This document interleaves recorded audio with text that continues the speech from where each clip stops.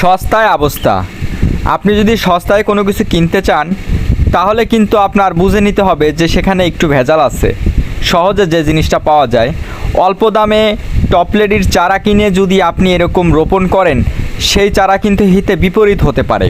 ঠিক এখানে যেমনটি দেখছেন, এখানে কিছু অল্প দামি 2 নম্বর বীজ যেটা মেয়াদ ছিল না এরকম বীজ রোপণ করার কারণে কিন্তু দেখেন একটা বীজও গজায় নাই। সম্পূর্ণ প্রসেস ফলো করার ফলেও কিন্তু এখানে একটা বীজও গজায় নাই। আজ 20 দিন হয়ে গেল কোনো বীজের জার্মিনেশন হচ্ছে না। কারণ হচ্ছে আপনারা ভিডিওটি বেশি বেশি শেয়ার করে দেন। সম্পূর্ণ বিষয়টি আমি এখানে ক্লিয়ার করে দেবো আমার এই ছোট্ট ভিডিওর মাধ্যমে।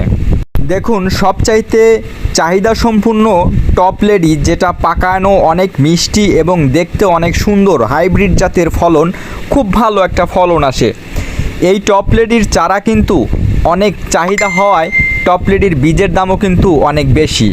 প্রায় 1 প্যাকেট বীজ, যেখানে 1 গ্রামের একটা প্যাকেট বীজে আপনার 60টি থেকে 62টি বীজ থাকে, তার মধ্যে 80% যদি জার্মিনেশন ধরি সেক্ষেত্রে আপনার 55টা বা 56টা বীজ জার্মিনেশন হবে। কিন্তু আপনার জার্মিনেশন যদি একটাও না হয় সেক্ষেত্রে কিন্তু আপনার সব কিছুই লস।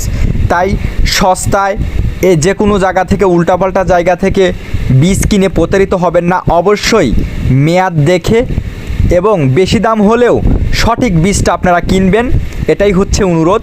আর আমার এই মেসেজটি আপনাদের যদি ভালো লেগে থাকে অবশ্যই আমার ভিডিওটি শেয়ার করে দিবেন অন্য অন্য চাষিদের কাছে, যাতে করে বিষয়টি আপনারা জানতে পারেন এবং প্রতারণার হাত থেকে রক্ষা পান।